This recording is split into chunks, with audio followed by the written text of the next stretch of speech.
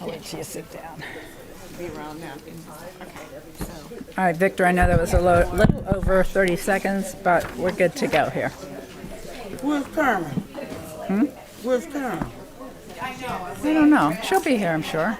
Excuse me, is Carmen not? But Where's Maria's not here yet? Is Maria's coming? here. I saw her in the chamber somewhere. Oh, she's in the chamber? Yeah. here. I'm a little stressed about getting started, guys. Yeah, it's 12:07 and Because we have another meeting after this, and I have a graduation tonight. So Just start it. I told Chris we need some. We got quorum. I told, yeah. We got quorum. Okay. When you were here, I started it. Good afternoon, everyone, and welcome to the Orange County School Board's work session, which had been scheduled for today for the purpose of discussing board policies and board budget priorities and school board policy JIC, Code of Student Conduct for the 2023-24 Code of Student Conduct. The public will not have an opportunity to participate in this work session to provide public comment because this is not a regularly scheduled school board meeting and no action will be taken, and there is no pre-agenda period in which the public would normally address the school board on relevant topics that are related to the work of the board. But we still thank everyone who's here in the room for joining us. Board members will all be attending in person, to my knowledge. I believe Member Castor-Dental, she's not here right now, but we expect her. All right. At this moment, we have all board members except for Member Castor-Dental present. She won't be coming? Okay. Thank you. I want to remind the public and the board that we will not be engaging in outside electronics or digital communication during the meeting so we can focus on the business before the board. And I don't think I need to I will remind everybody, staff in particular, if you're speak really close to the microphone and directly into it.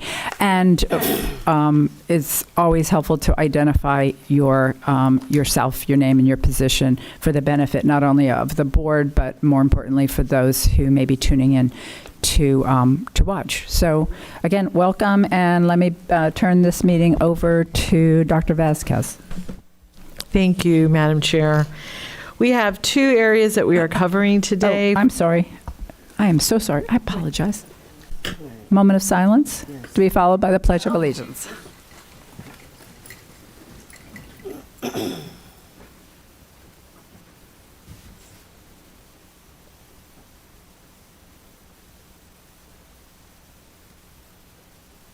And now for the pledge.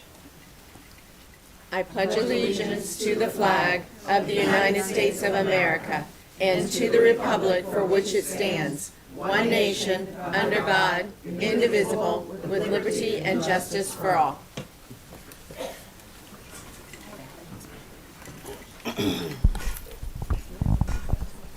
Now the floor is yours. Good afternoon. We have two areas that we will cover today, beginning with our budget priorities and followed by the Code of Student Conduct. Budget priorities, as you may recall, is an opportunity first for our Chief Financial Officer to review what the numbers are looking like in our budget, and then an opportunity for our board members to weigh in on where they would like to see any priorities for additional dollars coming in from the state. So your wish list. We go through this exercise so that the board can stress where they would like the limited dollars to be invested and any ideas they might have on the capital budget as well. So with that being said, I'm going to turn it over to Mrs. Concolino to take us through the presentation. Thank you. Good afternoon. Good. Hear me? No. I think it's on. I think it's just so sensitive you literally. Yeah, I know. It's ridiculous, but that is where we are. Okay, thank you. Thank you, Superintendent Vasquez.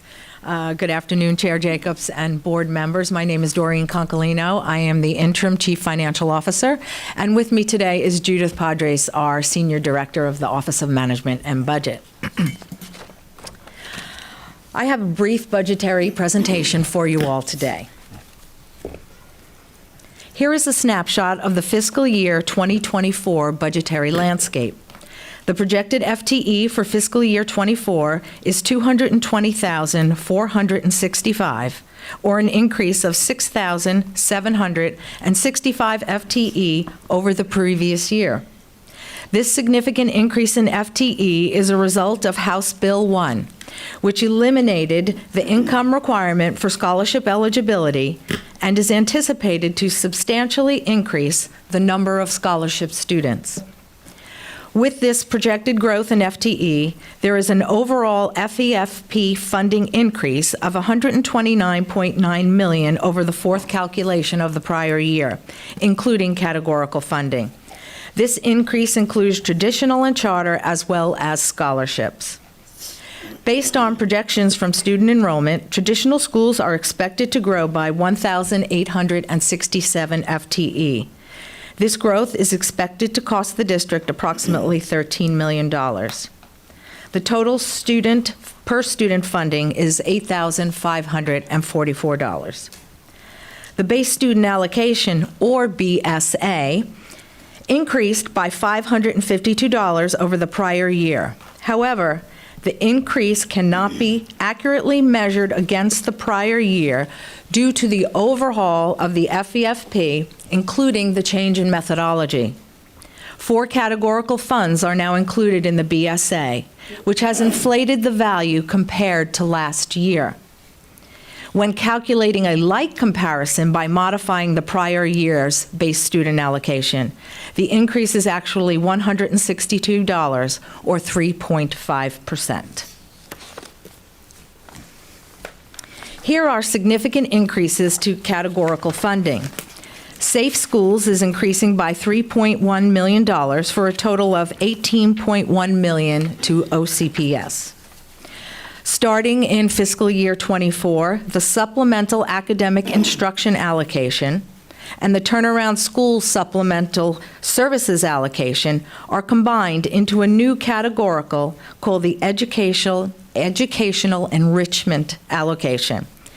The uses of these dollars remain as previously established when the allocations were funded individually. This accounts for $3.5 million. Statewide, there is an increase of $20 million to mental health. The district's share of the statewide increase is $1.4 million, for a total appropriation to OCPS of $11 million. Although the categorical funding for the teacher salary increase allocation has been rolled into the base student allocation, specific requirements remain for allocating dollars for teacher salaries. For fiscal year '24, a total of $76.8 million appropriation, the district is required to spend $18.3 million in salary increases for full-time instructional personnel and $58.5 million to maintain prior year increases. The Teacher Classroom Supply Assistance Program is another categorical that has been rolled into the base student allocation. Yet, there is still a requirement for districts to allocate dollars for the program. For fiscal year '24, districts are required to allocate a minimum of $300 per eligible classroom teacher to fund this program. The estimated cost to the district is between $4 to $5 million. Continuing with our budgetary landscape, changes to the employer-paid FRS rates are anticipated to cost the district approximately $21.6 million to all funds, which includes $17.7 million to the general fund. Health insurance escalation. The delayed implementation of plan changes has not provided an opportunity to adjust for medical inflation or trend, currently at 6.5% per year. Using current claims, our actuary estimates a plan loss in 2023 of $27 million, resulting in a reserve deficit of $25.2 million. For 2024, the reserve deficit is projected to be $42.5 million. Any changes to health plan or to contributions will be addressed as part of the bargaining process. The medical and prescription plans are scheduled to renew October 1st of 2024. Also on this slide is reference to pending litigation between Walt Disney World and the Orange County property appraiser, which will potentially affect revenues tied to the district's property valuation. Current projections estimate a negative impact ranging from $6.5 million to $13 million per year. However, final numbers will not be determined until the case is concluded and property valuation is adjusted accordingly. In the meantime, we continue to set aside dollars to address any corresponding refunds. This chart shows the per-student funding from the second calculation since July of 2008. For this graph, the second calculation is used because that is the calculation in effect at the time of the adoption of the budget. July 2023 is the per-student funding reflected in the conference report. The second calculation will not be available until mid-July after the tax roll is certified by the property appraiser. For July 2023, there is a $379 increase in the FEFP funding per FTE over July 2022. When comparing the second calculation to the prior year and including the special millage shown in dark blue, the total per student increase is $457 or 5% over the prior year. Even with the special millage, the district still has a reduction in purchasing power of about $1,192 per student over July 2008 when adjusted for inflation. Thank you to the voters of Orange County for supporting the special millage, which helps tremendously to sustain the programs at our schools. The sunset of the half-cent sales tax referendum is in December of 2025. The district has collected over $4.1 billion since the inception of the original sales tax program in 2003. These dollars have been used to renovate or replace aging campuses and to address the needs of the growing student population. When the sales tax program was renewed in 2015, part of the revenues were earmarked to fund the one-to-one digital device initiative. This initiative became crucial in allowing students to continue their education during the pandemic. And it funded student devices as well as the infrastructure needed at our schools to be able to support the network-related digital needs of the program. The district continues to evaluate facility needs. For fiscal year '24, the state has allocated minimal support for the capital needs of traditional schools. In addition, with the passing of House Bill 1259, school districts are now required to share a portion of their discretionary 1.5 capital millage with charter schools. This change to the funding distribution is phased in over a 5-year period. The initial impact to the district is currently calculated at approximately $3 million. However, as the phases roll out, the impact to the district will gradually grow every year to approximately $17 to $27 million in year 5. Construction escalation. Also shown in the facilities budget workshop earlier this month, the cost of construction has grown significantly. The 10-year district capital needs are now estimated at $6 billion. When comparing the cost of building an elementary school in 2019 versus 2024, there is an escalation of 110%. There are factors contributing to the high escalation in construction costs, including but not limited to supply chain impacts, the continuing robust construction industry in the Central Florida area, and general inflation. Current construction escalation costs exceed general inflation, and although there is an increase in sales tax and property tax revenues, costs exceed the available revenues. And with that, I conclude my presentation and return to the superintendent for comments. Thank you. I have a couple of questions. On the last slide, and I'm thinking it was on the slide, I'm sorry, I was looking more at your comments. You said that our building an elementary school has escalated by 110%.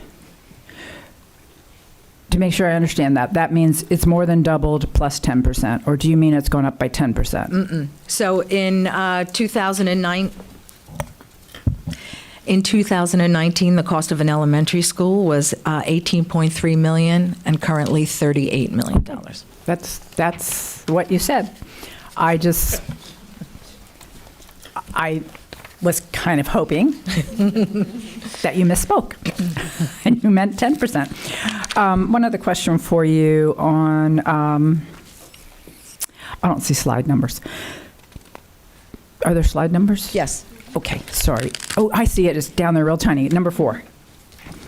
On number 4, you talked about the reserves for insurance. And when you talk about a reserve deficit of $25.5 million expected to grow to $42.5 million. So if reserves were at 0, there would be no deficit. When you say we're at a deficit. So the plan year, if the plan year has a loss, then we go to the reserves to settle that loss. There are no reserves available for the projected plan year loss. 0. Well, at this point, I think it's like $2 or $3 million, which is why if we have a plan year loss of 27, the reserve deficit would be 25.2 million. Okay. So basically, you're saying that there is no reserve. Not only is there no reserve, but we are drawing from general revenues in order to meet that need. That is correct. Got it. Okay. Just wanted to make sure that my understanding was clear. And what should our reserves be? The reserves need to be equivalent to 60 days of claims. So with that, let me grab that number for you. I'm kind of trying to understand the gap between the negative and the positive to see how much we need to put our reserves back to where they should be.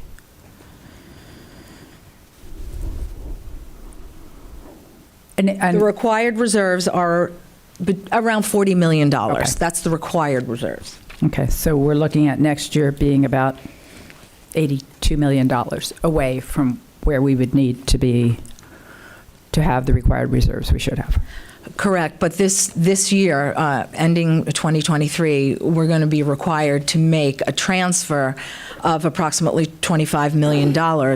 Otherwise, the Florida Office of Insurance Regulation would not allow us to continue. But even with that transfer, it doesn't bring our reserves up, it just covers our costs. Or it does bring our reserves up. Okay. Yes, I but gotcha. then next year, we're Yeah, I expecting a gotcha. loss of Okay. $43 million, which then we would be under again. All right, thank you so much. Vice Chair.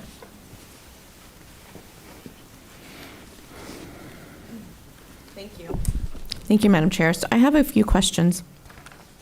And I know that you mentioned, I want to say 2 of them and then 2 of them combined, but what were the 4 categorical funds that were removed and put into the BSA? The teacher salary increase allocation, the reading allocation, the teacher classroom supply assistance, and instructional materials. Thank you. Okay, so this. Sure. What was your question? So I'm on page 2. So of we know that 4 categoricals were taken out of the FAFP and put in the base student allocation, which is why we're showing such a huge increase in the base student allocation. Correct. So I asked, what were the 4? Can you repeat those, please? Sure. It's the teacher salary increase allocation, the reading allocation, the teacher classroom supply assistance, and the instructional materials allocation. And do we know how many dollars approximately that represents? Or how much, based on last year? Well, the teacher salary increase allocation is the 18 plus 53, right? 18.3 million, it's that one?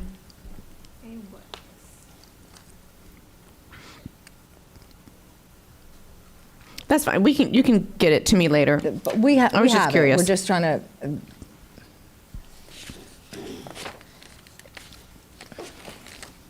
So while you're looking at that, so I had another question. Let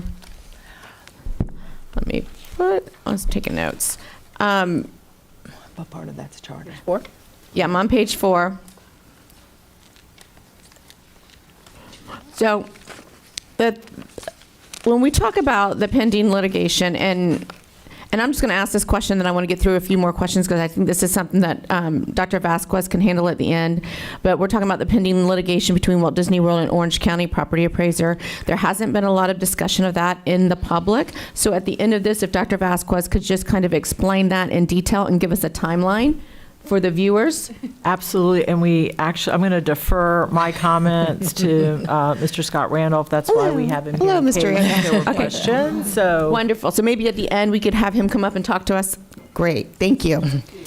And then, and on page 5, you mentioned that there is a $379 increase in FEFP over FTE over July 22. So we're really looking at a $379 increase in FTE and really not the, what was it, the $500 increase, $572, I believe it was, that you mentioned earlier in the slides. Is that The 552 was the base student allocation. What's referenced on slide 5 is the total per pupil, okay? which is categoricals and all. Okay. Okay, so that's the difference between the 379 and the 552. Correct. Okay. But the 552 is actually 162. If we modify the prior year. That's what I was looking for. That's what Okay, so it's the really, variance we're is. receiving $162 per pupil this year versus last year. Increase in the base with a modified 2023, correct. Okay, that was the number I was looking for. Thank you. And then on page 6, we talked about House Bill 1259, and the school districts have to required to share our portion of the discretionary millage with charter schools. Haven't we already been sharing our millage? Haven't we been one of the few districts prior to that bill passing that was sharing our millage with the charters? We share the 1 mil, the additional voted 1 mil with them. We did that prior to Yes. it actually becoming required law. We did. Now- So this is going to be up and above The in addition. 1.5 capital millage, which was always ours, now has to be shared with charter schools. And they don't have to show a need for those dollars to receive them. They just get it outright, whereas we have to show a need. Is that true?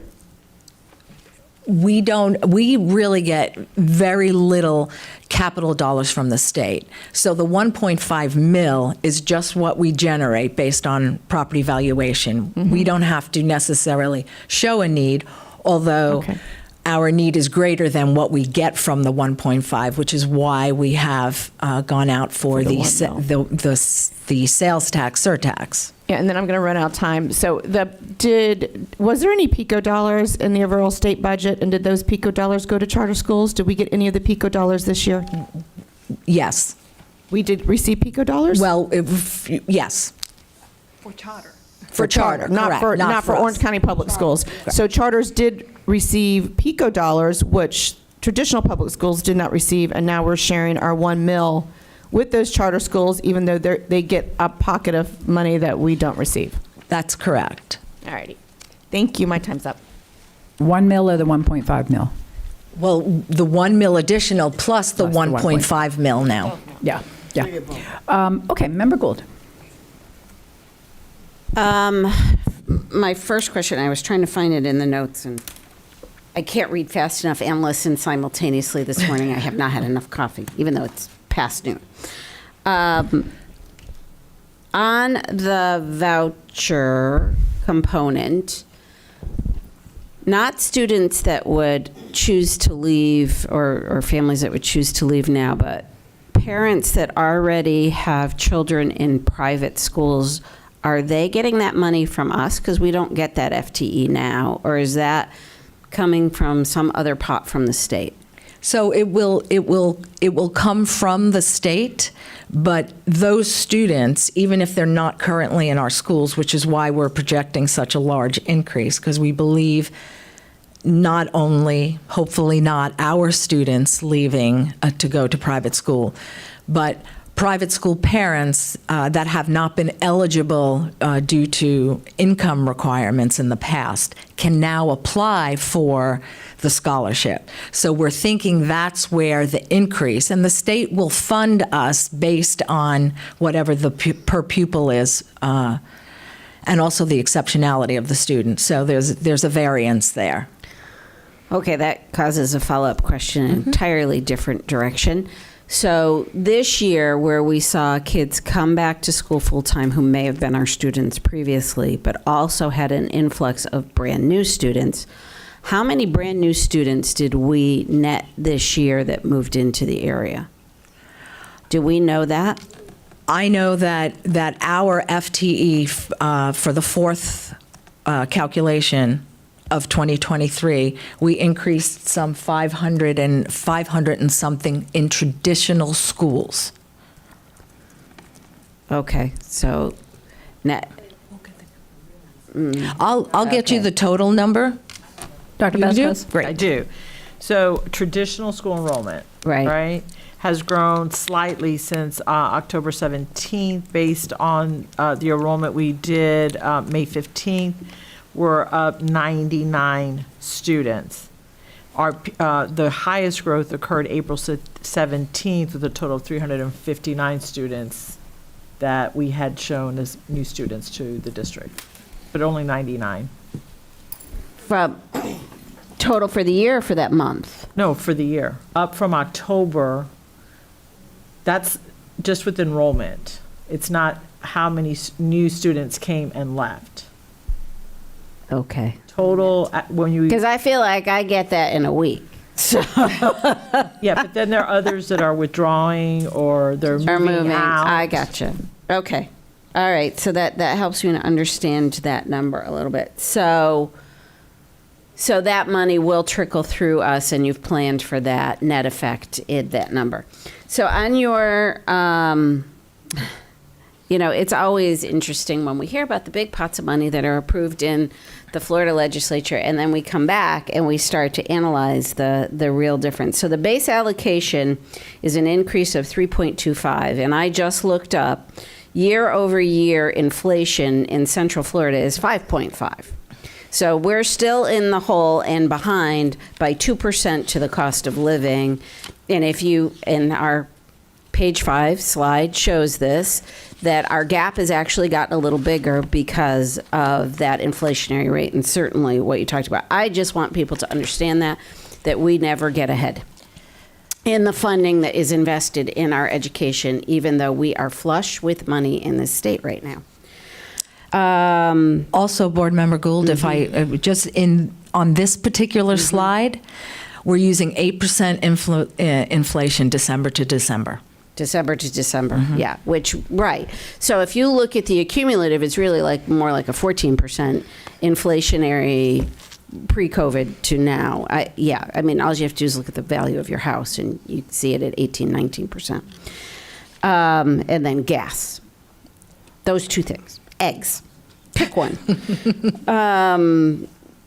So on slide 3, the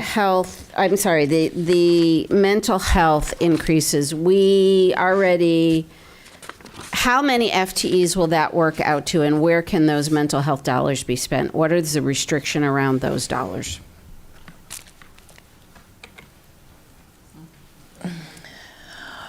Mary Bridges comes is here, Mary. and she may be able to help you with that. Right, talk fast, Mary. I'm running out of time. Get back in line. Good morning. So with the mental health funds, the first year we got the Marjorie Stoneman Douglas, they had regulations where 90% of the funds had to go for direct service employees. And then after, I believe, either the first year or the second year, they did remove that. So basically, we create a mental health plan and we send it to the state on August 1st, and they do review that plan.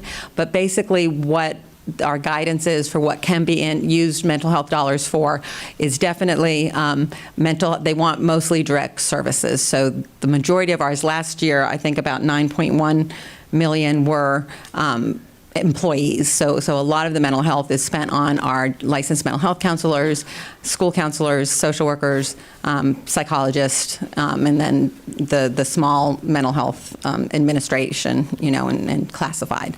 The other things that we can spend it on is resources such as resiliency resources, if we're doing group counseling, the curriculum for group counseling and just supplies, those type of resources for our employees. And then we're supposed to be doing community partnerships. So they want us to be using our money to do partners. So we're looking for partners right now for our high intensity students. We want to spend mental health funds on that if we can find some residential places or different things for our high intensity students. We've been thinking about it. We've been looking at it. We also are, let's see,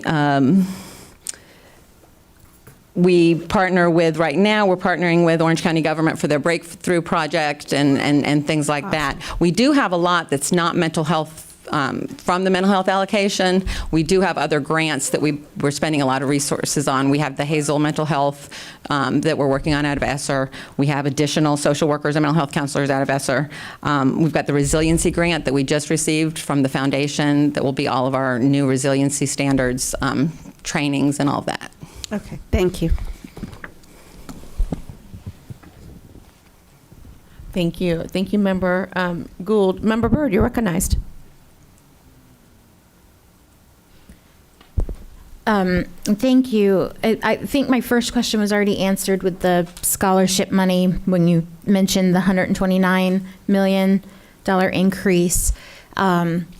But that's going to be majority, we're guessing, because we don't really know, flow through money, right, on that first? Well,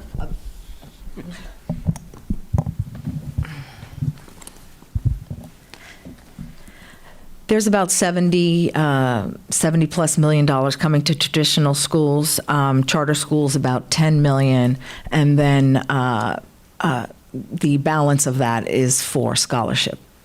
Okay. My other question goes to the capital dollars going to the charters.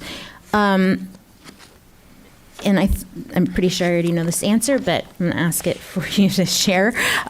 What happens to the capital assets of those charters if they go out of business? Mr. Palmerini can answer that question. They would revert back to us under the statute. Okay. Well, what if? Okay. There's always what particular pot of money was utilized to pay for the asset and whether or not that becomes an asset of a management company as opposed to the actual charter school itself. But if it's a charter school capital asset and they go out of business, their contract's terminated. If it was bought with public dollars, it's supposed to come back to us. Okay. All right. Great. That's it for me. Thank you. Thank you, Member Byrd. Member Front, you're recognized. Thank you. Okay, just a couple questions. I think quite a few of them were answered, but okay, just to clarify one more time I feel like we keep talking about it, but with the scholarship, so from HB1, that money, they don't just send you a pot of money and just, depending on, we're assuming this many kids are going to take it, or do they say this many kids have signed up for it, and so we are sending you this much for that? We never receive the scholarship dollars. Mm-hmm. The state needs a place to budget scholarship dollars. Okay. So each of the districts has to budget based on what the state projection is for your county. Mm-hmm. The dollars never actually come to us, which is frustrating because we look like we're getting an additional, I think this year it's $136 million. Mm-hmm. Our budget looks inflated by $136 million, but that never even comes to us as a pass-through. Charters, their funding comes through us, and we pass it through to the charter schools. But with scholarship, it never comes to us. It's a place in which to record the budget needed for the FTE in Orange County. Okay, so that's something that we could be going to the state and just advocating to have that removed entirely. The state could create their own. We did. Every district. Correct. Because it seems Every very district worked on confusing, that. doesn't make Correct. sense. And then people in the community say that the money is being taken from the public schools, which it's not necessarily. So it's not like we're taking money and funneling it through us. It's just being allotted. So this year, this new year, for starting July of 2023, the way in which they're allocating it is a bit different. It's a bit more carved out and delineated from our meaning traditional and charter budget. In the past, it was all combined, and we were trying to carve out pieces of each categorical, of the base, et cetera. Okay. That was extremely difficult, and there was no transparency. So they're moving the scale a bit towards what you are ultimately requesting. As Board Member Gallo mentioned, that process was not favored this year through the through the legislative session.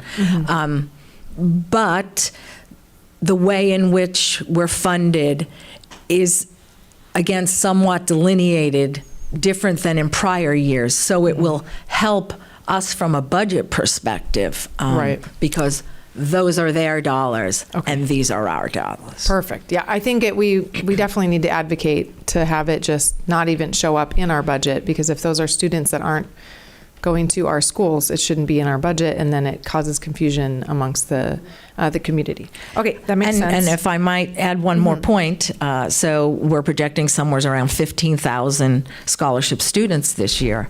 Our student enrollment department is enrolling those kids and scheduling those kids, and there's no administrative fee for scholarship.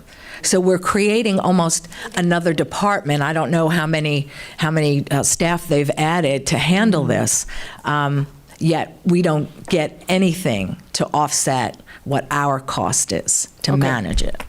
Okay, that makes sense. And then my just quick final question on page 4, where we were talking about the pending litigation. I know we're going to have someone come up and speak to that, but when it says at the that you had said at the end that we're going to see a possible corresponding refunds. We are going to have to reimburse. So what? Yes. Could you explain that a little bit? So we have received, and I'll let Scott elaborate, but we have received tax revenue that when the change to the methodology is finalized, we would have received too much tax revenue. So we are starting to set aside what we anticipate ultimately we're going to have to pay back. So for example, up till now, I think we have the spreadsheets from 2015 maybe through now. We set aside at the end of last fiscal year $55 million in our assigned fund balance. And Sorry, it occurs to me that we're waiting to hear from Mr. Randolph until the end, and it might be more efficient to hear from him now. For two reasons. I was thinking about a minute ago that out of respect for his time, it might be appropriate to let him go first, because we're going to be here regardless of when he speaks. That was going to be my initial comment, and then I just realized it would also help us to answer our questions. So could we do that?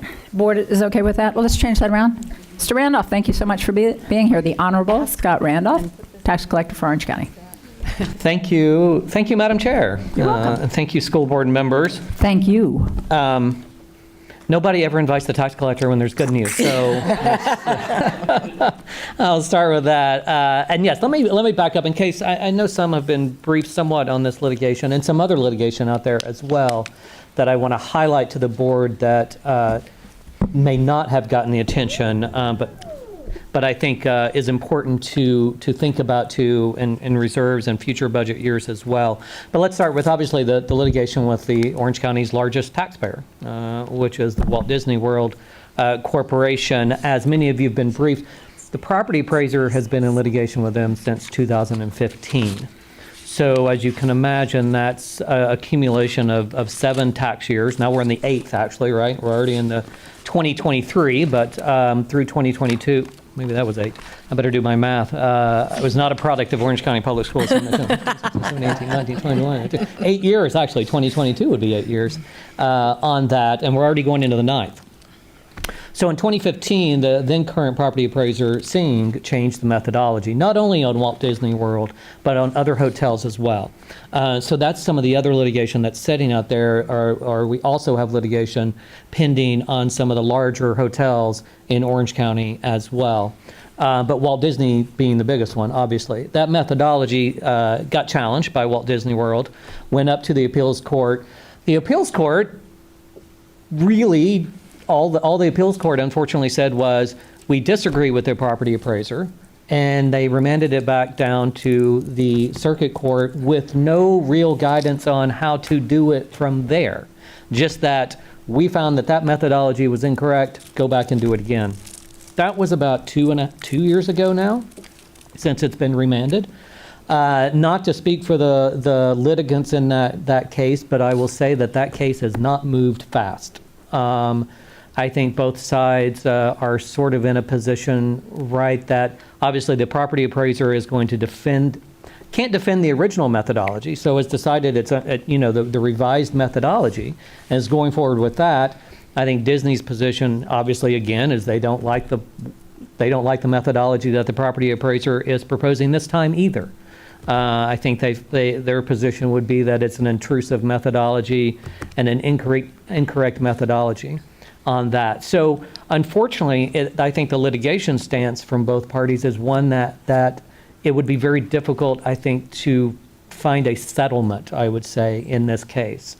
So I can't really gauge for you how much longer this litigation is going to go. I would not anticipate, of course, I could always be wrong, right? We could hear tomorrow they settled this case, but I don't anticipate that. I think both sides, especially the property appraiser, and other property appraisers around the state, feel like this is a precedent-setting case on this assessment. I don't think the Orange County property appraiser was out of line in revising how they were assessing, because other property appraisers have moved in that direction as well. We've seen cases come out of Miami-Dade, Hillsborough County as well. So this is not an isolated, I would say that the Orange County property appraiser is not isolated in this methodology. So this is a huge, and you can imagine now at this point, a huge litigation.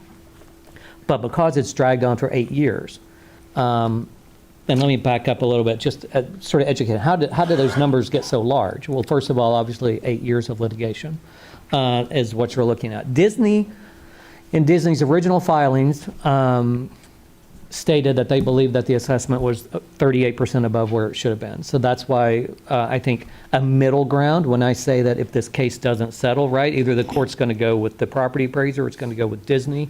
If the case went all the way to trial, you could be looking at a 38% reduction. That's what it did. That's what Disney originally proposed. I don't think it would move very much, even with the revised methodology that the property appraiser is putting together right now. With that 38% reduction, if Disney were to win that case, up to now, those 8 years of litigation, you're looking at about an $85 million refund. Disney has paid those taxes.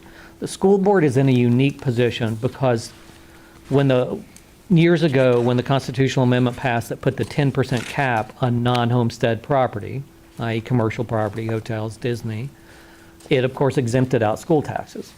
So most of the other taxing authorities, not that we've done a full evaluation of other taxing authorities, but most other taxing authorities won't see probably really any hit to this litigation because regardless of how much the assessed value went up by, the taxable value was capped at 10% for those other taxing authorities.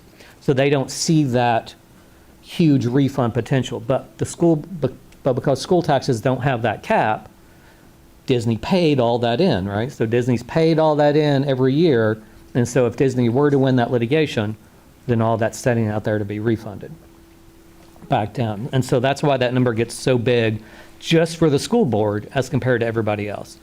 There might be a few lingering here and there. It depends on how deep the assessment cut would be. Might be a little bit to other taxing authorities, but not anywhere near what you're looking at with the school districts.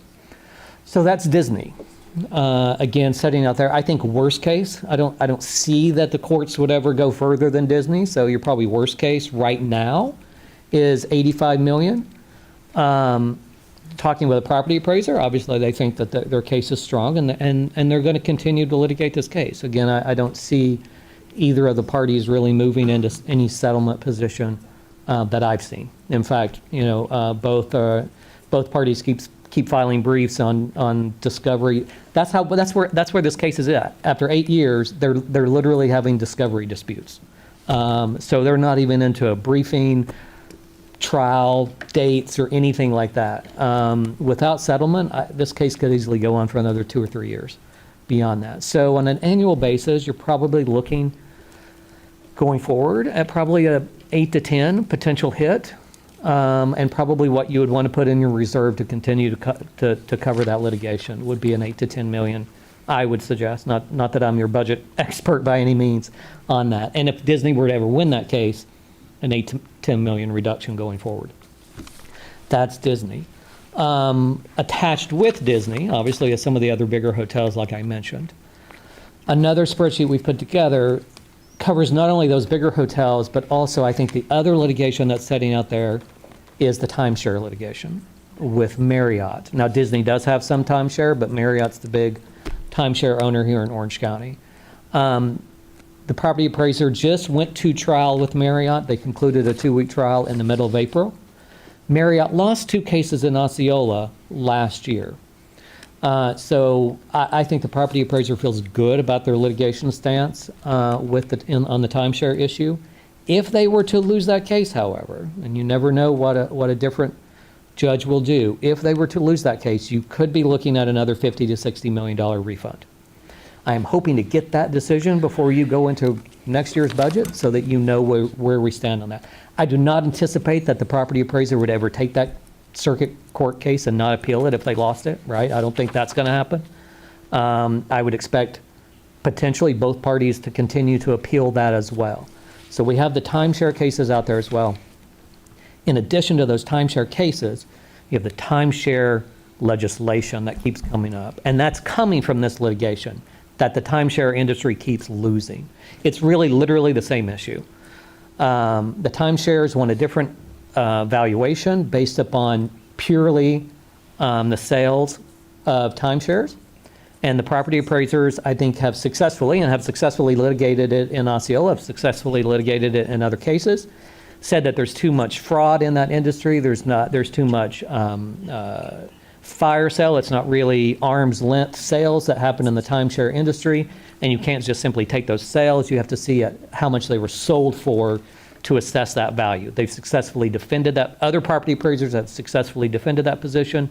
And I would expect the Orange County property appraiser to win that case as well. But timeshare industry, going forward in future budgets, it's just something to pay attention to, and maybe legislation, obviously, to really pay attention to in future years. It's because of that, because the industry keeps losing that litigation. They keep going to the legislature to get it legislatively changed. And they were successful in the last couple of years passing that out of the House. The Senate has blocked that the last couple of years. But just based upon the bill analysis itself, and in my discussions with the property appraiser, the bill analysis suggests that legislation, and you can sort of take that over to the litigation as well, because like I said, it's literally sort of the same issue. So you can sort of put that over to the litigation as well. That it would be about a $200 million hit across the state. The property appraiser estimates that probably Orange County has about 70% of those timeshares. That would be an annual hit. That's across all taxing authorities, but, sort of extrapolating out that school taxes are about 50% of property taxes, you might be looking at if that legislation were to pass, or if somewhere this litigation gets up to the Supreme Court and the property appraisers lose, you could be looking at a $50 to $60 million hit per year on timeshare. So, like I said, the tax collector comes with wonderful news and always positive. I'll take any questions anybody may have on that. And Yeah, let's, Member Front, I think you had the floor, right? Okay, so let's, rather than go through the rest of the order, any questions you have on this, let's stay on this while we have Mr. Randolph here, and then we'll just rotate through any other board members that have questions for him, so we can let him get back to his more bad job. news. Yes. Yeah, core No, values, there you go. I think you explain really the questions that I have. I think the one question that came up then is you kept saying methodology. Are you able to explain what it was and what it is now? Or I mean, that might be a lot, or maybe at least point me in a direction where I could find more about that. Madam Chair. I'm sorry, yes, you're recognized. Thank you, Madam Chair. That is a really complicated methodology. The methodology change, sort of to sum it up, and you could go to the litigation, obviously, pages and pages of briefing on that. Basically, the methodology change was sort of your typical market value versus taking into consideration, and this is a very simplified explanation of this, there's much more behind it. Basically, taking into account the valuation of what I would call a brand name. So does the brand Disney bring more value to a piece of property, and particularly to the retail on that property?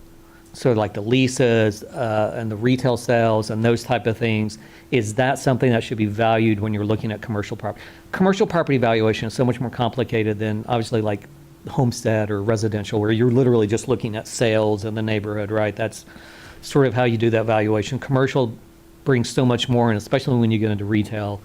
I am not a assessment expert, but that sort of sums it up. Okay, I'm going to just go from number one on down. Go ahead. Are you seeing any changes in like the political landscape that would encourage the litigation to start moving with the back and forth on Disney today? And Madam Chair, should I keep going through you or just? No, please, by all means, just respond. Thank you, Okay. but I appreciate the protocol respect. Thank you. No, not really. Look, the even with the new taxing district is just a separate taxing district, right? Right. And ironically, they had reached out themselves and said, "Hey, are we owed a refund?" I was like, not that I've done the math, so I can't say no, but not really, right? Because again, it's always, first of all, you're an independent taxing district, and that is completely different than what we're looking at here. And then second, everything else has that 10% cap, right? So even the municipalities that are inside that taxing district and all that. So they really don't have any standing or sort of interest in that litigation. It really, ironically, is really the school board, as far as like the amount of money, right, that you're looking at, the refund money are the school taxes. So I haven't seen any real political movement, anything to suggest that. Again, I think it's because it's such a precedent-setting case. Yeah. And something that's really starting to happen statewide. Got it. Okay, thank you. All right, thank you. Let's go to Member Gould. We're just going to work our way down. Thank you for that bad news. Yeah, it's a tough job to always be you are a friendly tax collector. Thank you. You deliver it with such warmth. Are there any other states, I know this is precedent setting, but are there any other states that have high tourism that have done anything like this, and that there's an example to point to? I'm thinking particularly with timeshare Las Vegas, or... Oh, on the timeshare issue? Yeah, well, timeshare and hotels and, theme park kind of I have not. That's a good valuations. question. Let me do some research on that, and Okay. and I'll send it to the chair for any dissemination if I find anything on that. Okay. I don't know. And again, not with since the property appraiser isn't here, I'm not really the assessment expert, appraisal expert, so I'm not sure where they pulled that sort of new appraisal methodology from. I'm sure it wasn't out of the blue, but I'm not sure exactly where it came from. Yeah, I would be interested to see where it came from and how that's going to play out. Yeah, I'll see what All right. research I can find out. All right, thank you very much. All right, thank you. Vice Chair, any questions from Mr. Randall? These mics are tricky. Thank you for being here, and thank you for the update. I really appreciate it. I think my question's more towards Maria, because it's going to be more of our communications with Disney, and I know that we sent them a letter, but Disney's response back to us, and will that help propel them to kind of move this litigation when they understand the predicament that they're putting the school board in, which affects it affects their employees, it affects all of our schools across Orange County. Thank you, though, so much. Dr. Vasquez, would you like to answer that? I would. So we did meet with representatives from Disney, and I did have a brief conversation with the property appraiser. From those two conversations, I surmise that they're going to continue to let the courts work out what the answer is to this dilemma. They both are aware that it has a tremendous impact on our district, and they also knew that we were going to make it public because it's not something that our public is very much aware of. And so that's their response. Thank you.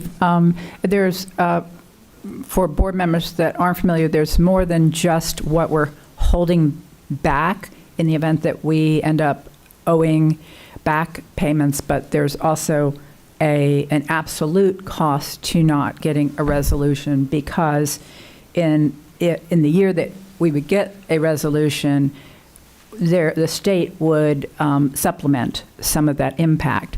So without that supplement from the state, those are absolute lost dollars, not just in reserve in case, and potentially lost dollars. So that was one of the arguments that we were making, that regardless of the outcome, if they could resolve it, then we would have access to revenue to offset some of it. I have a question on the timeshare, and I know you had to be in the legislature when this came about, because I remember I was on the FAC board, and the legislature wanted to do the homestead, or the homestead 3% for commercial. I remember, oh gosh, that was like moving through, and ironically, I did some historical analysis and determined that on average, commercial didn't grow by more than 10% on average. So we actually proposed, how about 10% instead of 3%, knowing that we had no chance of getting no percent. So we got the 10% cap, which doesn't look particularly good today, but a lot better than 3%. But the one thing I'm not sure about, now that you brought up timeshare, I'm assuming that cap also applies to timeshare, even if we're using a different methodology. Yes. Okay. Except for school taxes, right? So they have that 10% cap. Exactly. Except for the school tax. And And so when I say timeshares, by the way, don't think of it as individual, even though they're individual owners out there. Back in 2010, the legislature pulled that timeshares, and that's why we're still doing the analysis to try to figure out which ones are I'm sorry, and I interrupted you, Madam Chair. Oh, it's okay. Tangent. We're still doing the analysis to try to figure out who's sort of the hotel litigation, what I would call sort of related to the Disney litigation hotels, and what I would call the timeshare litigation. Because even though Marriott's out there as the named party, there's obviously other people that would be affected by that going forward. Because in 2010, and I think rightly so, smartly so, the legislature required all those parcels to be put together into one. So even though there's timeshare, right, like thousands of people will own timeshares, so that one facility, it's one parcel ID. They're paying their taxes into a trust, into the escrow, and then that parcel ID, that property owner is paying that tax. Okay, and I was good.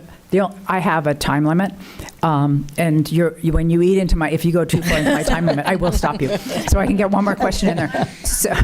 So I believe you said the estimated cost from timeshares. Did I hear a number of like 200 million statewide? 200 million statewide. 70% of which would be in Orange County. That's what the property appraiser. And since when you estimate 70% of 200 million, the 200 million would not be coming off of residential property. Well, and it wouldn't affect the other municipalities by by and large, because that 10%. So the bulk of it would probably be borne by school districts, the bulk of which would be borne by us.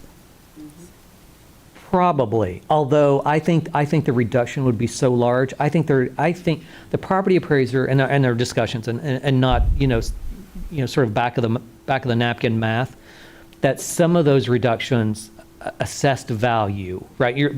Assessed value and then taxable value. So you get your taxable value that's capped at that 10%, and that assessed value keeps going. That assessed value may go, if that legislation were to pass, and again, mirror that legislation to the litigation. Now, Marriott has the litigation, so you're looking at refunds, but everybody else in that industry, right, if they were successful in that litigation, you wouldn't owe them refunds, but it's still going to affect you going forward. So litigation and or legislation in that aspect, that they could see a collapse in the assessed value by somewhere between 50 to 75%. Whoa. So I do think the other taxing authorities, it would collapse below that 10% cap that they've been seeing. So yes, I think the other taxing authorities would see that as well. Okay. And the main reason I was asking was when I heard the 200 million, 70% being here, and I thought if pretty much 100% of that was borne by the school district, because it would be, the impact would not be greater than a 10%, that we would be looking at 70% of 200 million, which was like wickedly scary. Yes, that would be very scary. Okay, so the 200 million is really looking at a much greater decrease. Okay. Yeah. Okay, thank you. Thanks for clarifying that. Member Felder? We're still talking about this with him, right? Yes, we are. Okay. Just talking to the I needed to have some clarification. I don't know whether it was answered or not because you talked about it a lot. Okay, I think I remember you saying something about if the litigation is not successful, that as we're saving like millions of dollars just in case we have to return the money. Did you say something like 50 to 60 million dollars we'd have to return? Which litigation? Either. What you're talking about. To be honest, either. The fact that Disney, if they don't win, the fact with the tax people, right? That we've been saving just in case they lose, because we depend a lot on Disney's money because it's tourist taxes to help us with our budget. So if they lose, I think I remember you saying something when Doreen finished that continue to save the money in the event we have to pay it back. We have to have it. Is that true? Yeah, so think so if Disney were to lose, you're going to have that money that you've put in reserve freed up, right? So if Disney loses, right, you've got that reserve money, I think, that you've set aside that you would free up. If Disney were to win that case, Disney pays those every year, right? So Disney, because that's the safe harbor. Otherwise, there's interest that would be charged and things like that. So I think Disney's feels like the best thing is just to pay the taxes and wait for the refund should they win. So, and most taxpayers do that, by the way. That's a very small percentage don't take advantage of that safe harbor like that. So yes, so Disney's already paid those taxes, and we've already distributed those to you.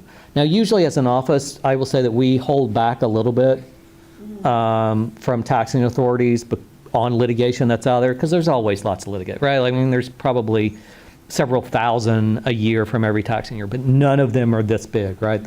When we get to this point, we have already distributed that money because we didn't feel like it was our place to hold that back when you're talking that large of distributions. And so that money has been distributed. If Disney wins, then yes, that's a refund to Disney of that amount. And if they were to get their full position, their full 38%, yeah, you're probably 85,000 plus 9 million, anything going forward on that, and a $9 million reduction in any budget years going forward, right? Because that's been wiped out for future years. But yeah, but no, if the property appraiser wins, then you've got that reserve that is now freed up. I'm glad to know that, and I'm glad that the public will be privy to this discussion about that money and so forth, so that they can know what we're really struggling what we're dealing with in the event.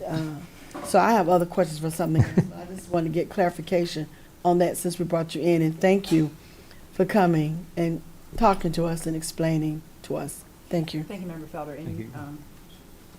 You're queued up next as soon as we get Yeah. through with the rest of the members. So let me go to Member Byrd. Member Byrd, you have questions for the property appraiser? I keep saying that. Darn it. Okay. Tax collector. I am so sorry. You can call me Scott. That's okay.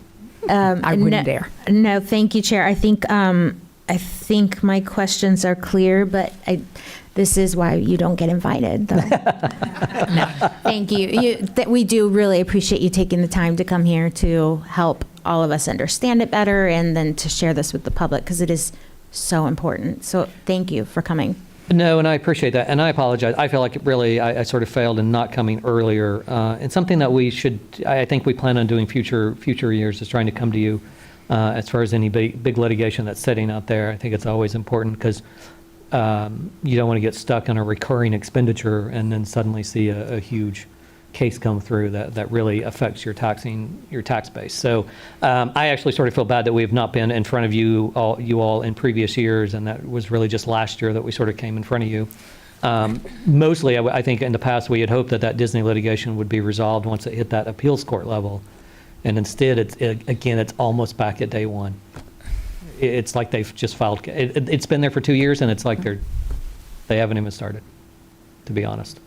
One final question as you're about to leave. So are you here at your initiative?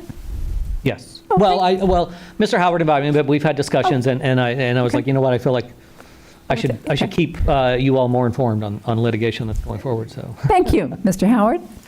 Howard, I appreciate that. It's two Scotts. No, whoever hope I didn't get him in trouble. invited you, thank you, and thank you for being here. No, thank and I you. certainly haven't thought for 1 minute that you were derelict in your duty by not showing up to brief us, but I do appreciate you being here. I think it's been extremely helpful to us. Thank you. thank you, Chair, and thank Okay. you, board members. All right, thank you. Okay, we're going to go to Member Felder. Thank you. First of all, Doreen and company, thank you for your hard work and what you do, and you talk to us individually, and then you still explain, you come back and you still allow us to ask again. So I have a couple of things about the safe schools. On page 3, I think it's the third slide, I know that we're going to have a permitless gun thing coming in July 1st. And even though we've not had, thank God, we've not had some of the awful experiences that some of the schools in our country have had with gun violence. Thank God for that. But I'm just so concerned that we are going to have that money that's necessary. When you looked at the 3.1 million, I'm sure you did, but I just want to ask it. You did take into account the possibility of having more violence and the fact we would need more money to maintain safe schools with this, right? On page 3, when you said 3.1 million increase for safe schools. We actually overspend our safe schools allocation by a considerable dollar amount. We're looking that up, and as soon as I get that, I'll respond here. Okay. And the other thing, question 2, the capital budget landscape, does that include like the physical look of the campus? Because I know part of what we do is we build schools, we renovate schools, we build schools, renovate schools. I am concerned about I think you mentioned something about some of the older schools that you have that money, that capital budget available for any kind of renovations for older schools. I'm specifically talking about Jones High School's football field. That will be my mantra consistently, that field needs to be developed more. And one more question. The teacher salary, $18.3 million, what does that really look like in terms of the dollar amount for teachers? I appreciate the work the superintendent is doing and the budget people trying to get the salaries with what we have to work with. But what does that look like? The teacher salary, $18.3 million. So Yeah. So 18.3 million is the additional appropriation. We'd have to share that with charter schools. So 91% of that would come to traditional schools. That's somewhere around 16.6 million. And that equates to, and I did some quick math, and I am not the compensation department, but that equates to about 1.5%. So their salaries just increased 1.5%.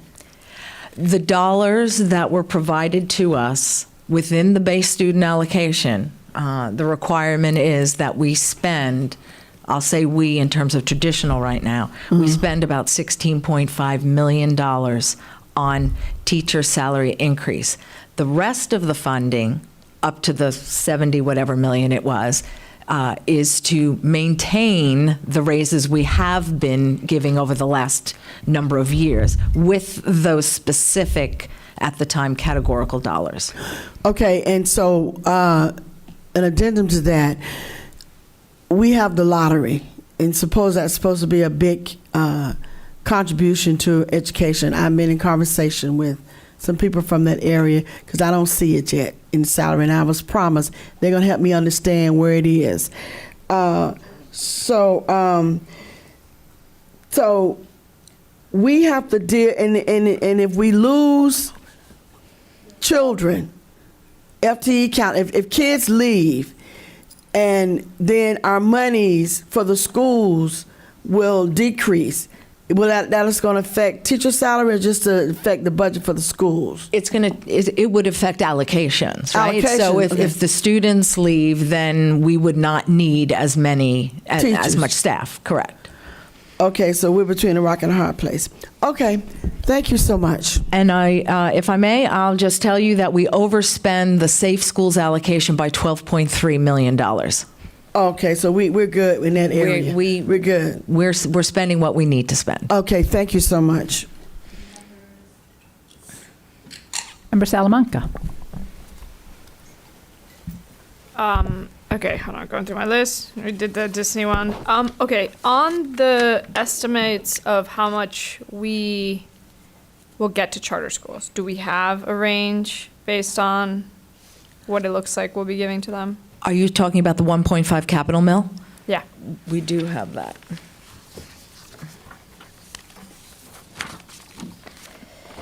So at this point, the PICO was still allocated for charter schools. So the dollar amount that we're coming up with it takes into account that. So we're starting with year one somewhere between 3 and 4 million. And now we're still assuming that there are some PICO dollars that if that goes away, then the total appropriation would go up. Year 2, 8.5 million. Year 3, 13.9 million. Year 4, 19.9 million. And then year 5, somewhere around $26-27 million is what they would get their share of our 1.5 capital mill. Right. Can you walk me a little bit through like why it's going up like that? It's a phase-in over 5 years. Oh, God, because it's a phase-in. That's why. You're right. Okay. So 26 is where we're actually looking at.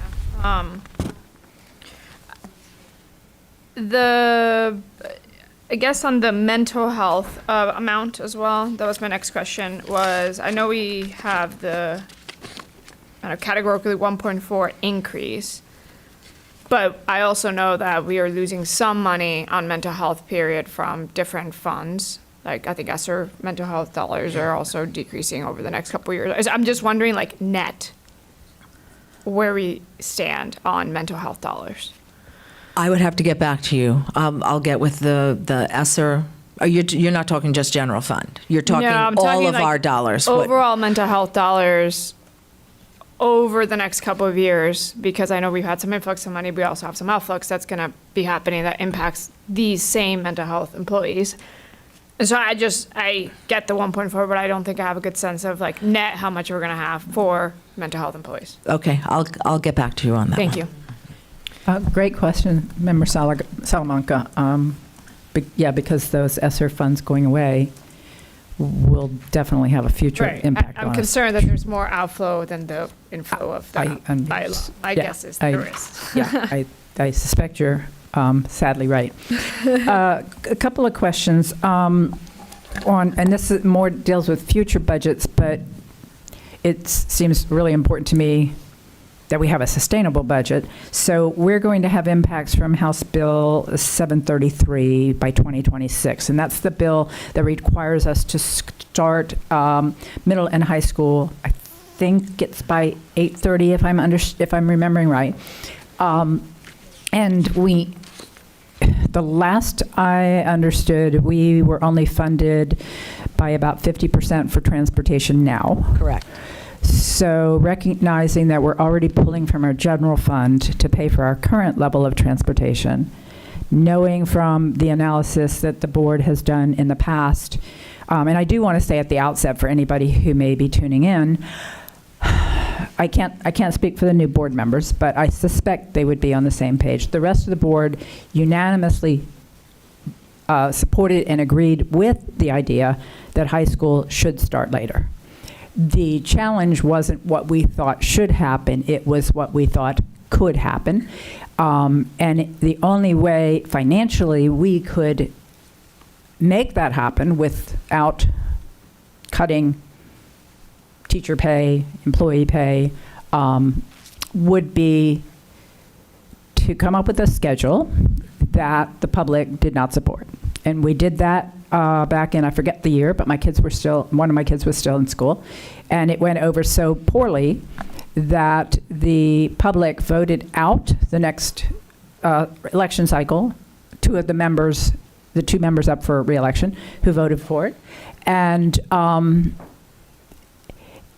that was the primary issue. And not to say that losing an election makes the difference between the decision you make, but the reality is that decision was then reversed in the next election. So up until now, there's been no way for the board to actually implement something that would stay in place, no matter how strongly they might have felt about it being in the best interest of students, knowing that the public ultimately controls that decision. That's obviously changed, but there will be most likely a financial impact if we try to come up with a schedule that the majority of our families and employees would support. And so I don't know if we have some estimate of what that would cost in terms of the capital cost and the operating costs. We would need more buses and we would need more bus drivers. And frankly, we have a deficit in both right now, certainly a deficit in bus drivers. But have we calculated any potential impact of looking at one of the schedules that we looked at that was more acceptable to our community? I do not have that information, but I will get back, I will get with Roberto and we'll work something up and I'll respond to everyone. Okay, great. That would be helpful. And then the one last question I have for Mr. Palmerini. The question about the 1.5 mil capital for charter schools. What I understood you to say is if those funds are going into the charter school and the charter school at some point goes out of business or sells that asset, that there's a clawback provision whereby those funds would be returned, or that asset would be returned to the public because the public paid for it. Is that what I understood? Yes.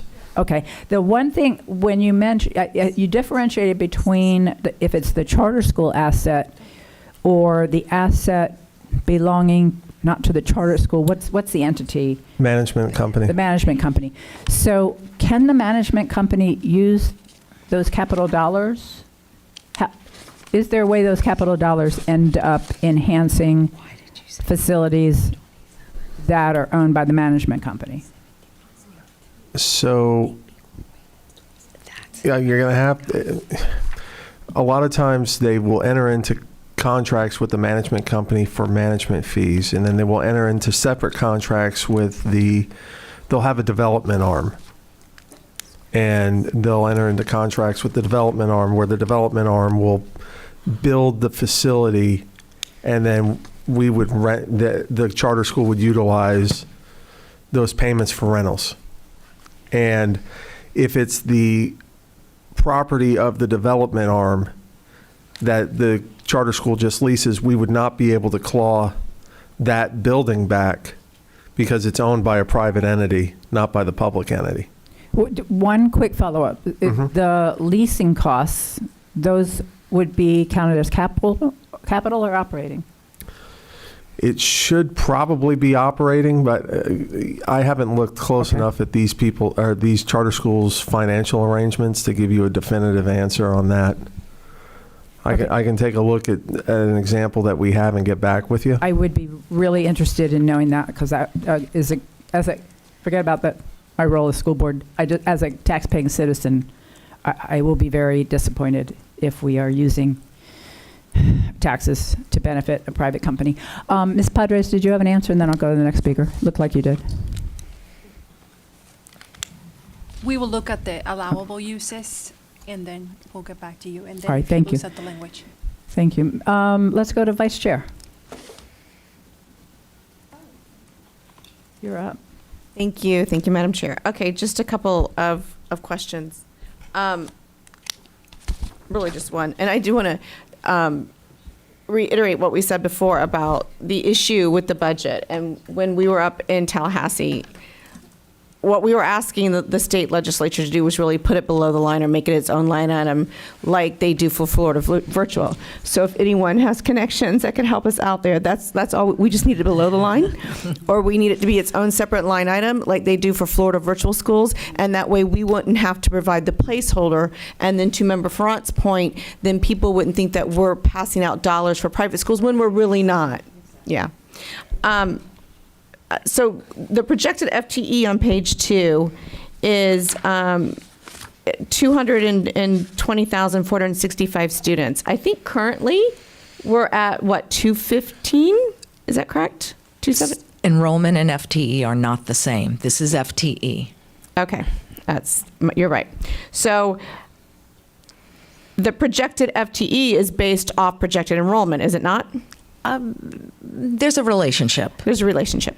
So how did they figure out our projection, or how comfortable are we with that projection, knowing that vouchers are coming and that we will lose students to go to private schools because they could utilize those dollars to do so? I think the vast majority will be homeschoolers or students already in private schools. But I think historically we've been losing anywhere from 3,000 to 4,000 students a year. I think we've been averaging around 11,000, between 11 and 12,000 students that use FTE scholarships each year, based, I think, on something that I saw. So how accurate is this projection? Like, how accurate, or how comfortable are we with the state's projection on our enrollment based on the dollars that we will receive? I'll say for the traditional and charter schools, we're comfortable with our forecast because that goes into the state projections. There was a very late enrollment estimating conference, kind of like happened, I think, after session, or an update, or right before or at the beginning of session. They actually ticked us down a few FTE. It wasn't much, but they actually ticked down the scholarship FTE for Orange County. Okay. So we're hopeful. I mean, we're projecting the 1,867, and I'm hopeful because we did grow by a few hundred FTE traditional schools this current in 2023. So we're hopeful we got about a 1% estimate increase for next year growth. Okay. All right. Thank you. Member Gould. I left off at the health insurance. If we could go to slide 4. And I understand the reserves and the use of the reserves and having to replace the reserves. This increase in costs is in claims, correct? Primarily claims? Correct. Okay. And do we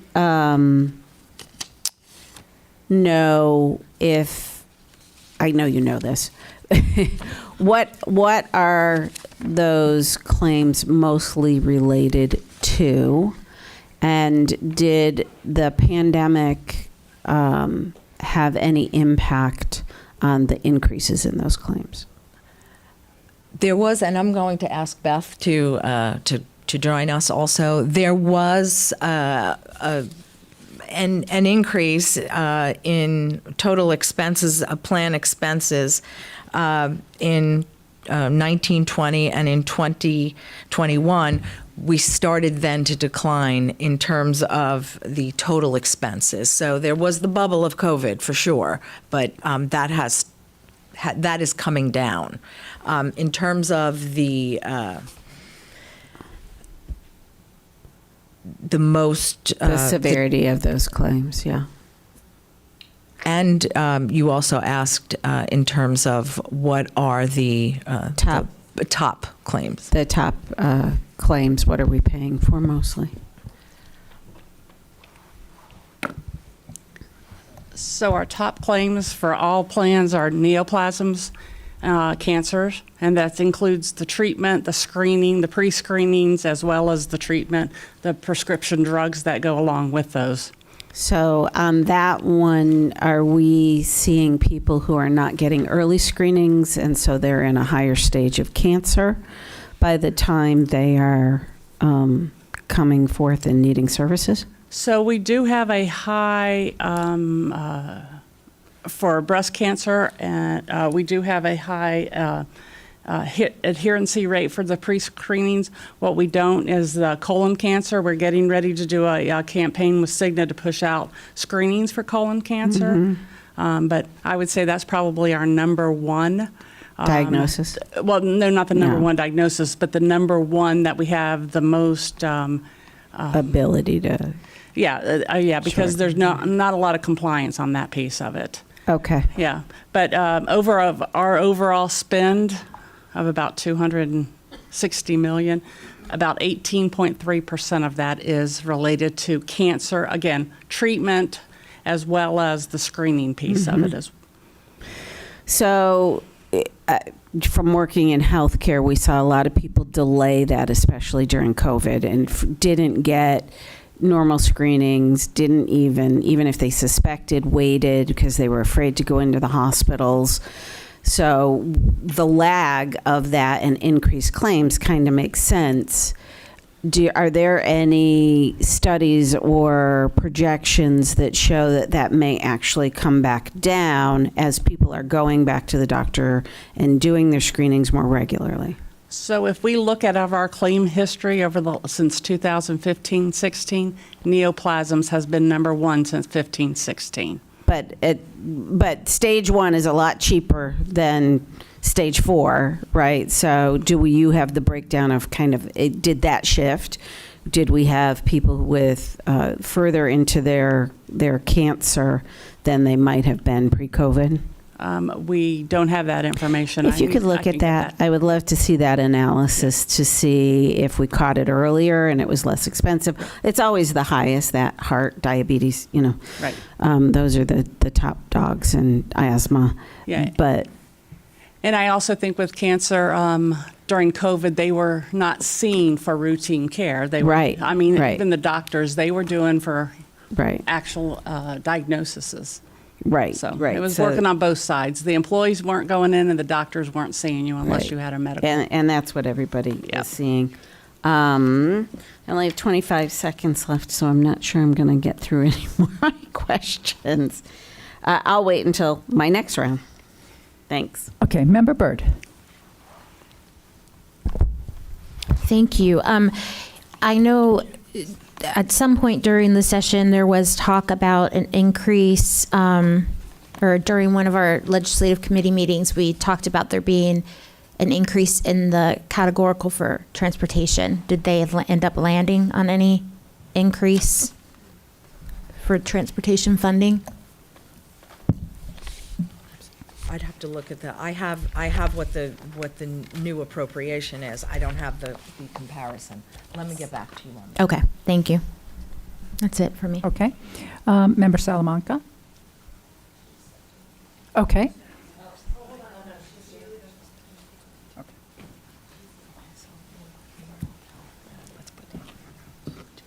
Thank you, Chair. Sorry, I was asking John a question. I mean, overall, I do want to express, I'm a numbers person, definitely a finance person.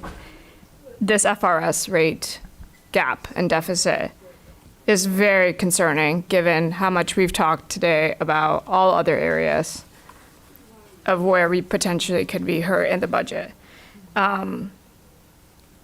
I know that a lot of this is going to be part of the bargaining process, also that these plans are scheduled to renew October 1st, 2024. So I guess my question really is on timeline. Like, how are we thinking, like bargaining and the renewal of all of this? Like, what's our, like, when will we have some clarity into? Well, talk about the RFPs first. Yes, so we actually are working on releasing RFPs for the medical TPA, which is currently Cigna, and the pharmacy benefit manager, which is currently CVS Caremark. Our goal is to have them released on the street at the end of July, make a decision September, October. That way we can start talking about what the vendor's capabilities are, because until we find the vendor, determine the vendor, we don't know if they're able to do narrow networks, they're not able, we don't know what their capabilities are. Of course, we're going to tell them what we want them to do. But we also are going to do an RFP for healthcare centers to see if it's feasible to have either an on-site or a near-site OCPS, advanced primary care. So we're going to release an RFP for that as well. Similar to the one Osceola has with Rosen. So that's what that one's going to be out as well. Got it. Thank you. I mean, I've heard great things about the Cigna coverage we have from our teachers. I will say that they made this up and they're very grateful for that. But I just want to, RFP sounds like a great idea. Thank you. Member Gould?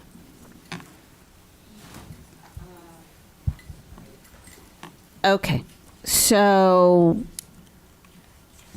I wanted to, I have a question. You may not be able to answer this now, but I would be interested in knowing, do we know where Florida is ranking in funding right now for education compared to the other states?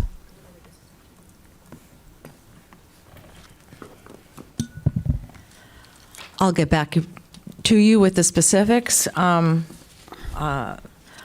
I read something just yesterday on our teacher salaries, are ranked 48th, and I think that was where we started 4 or 5 years ago when we started with the teacher salary increase allocation. It was to bring us up, and apparently we're back where we started again. But I'll get you that information where we're ranked.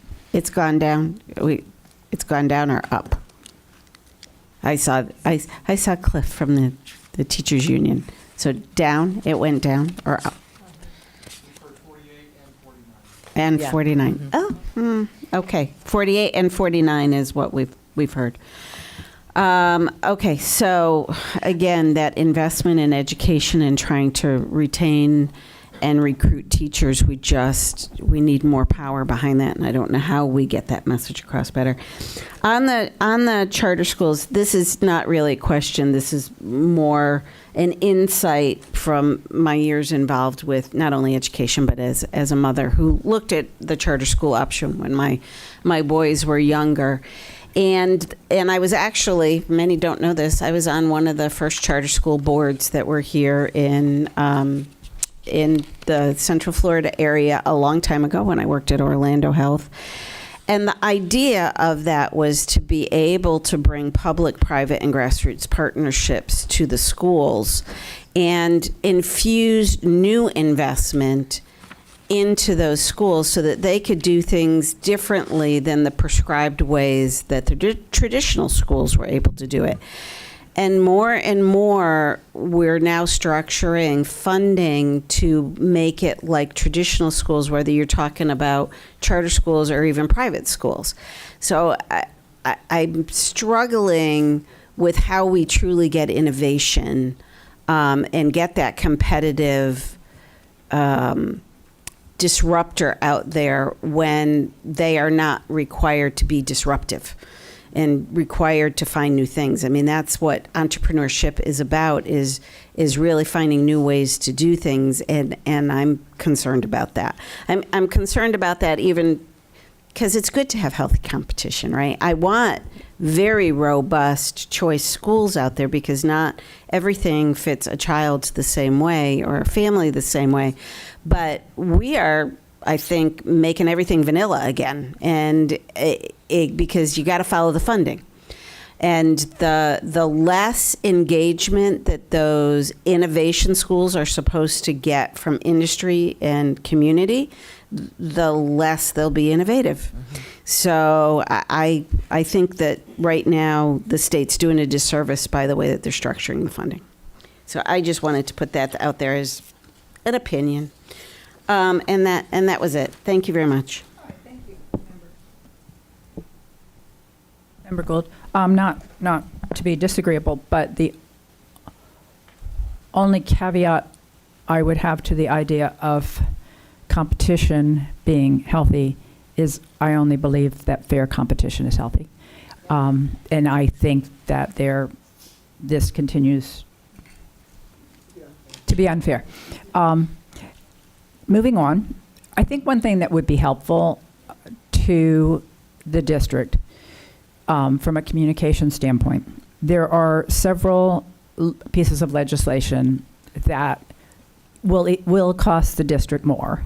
There's certainly additional revenues coming in. There's the offset of, and let me say one thing. I think from a time standpoint, we need to move on as quickly as we can because several board members, including myself, can't be here all afternoon. But I just would ask that you consider providing for us what the impact would be if we keep basically middle school, elementary school where it is and move high school so that we know what is that cost without upsetting the lives of many of our families. And I would like to know what the cost will be to the mental health parity and addiction bill. I know that doesn't kick in until 2024. The other doesn't kick until 2026.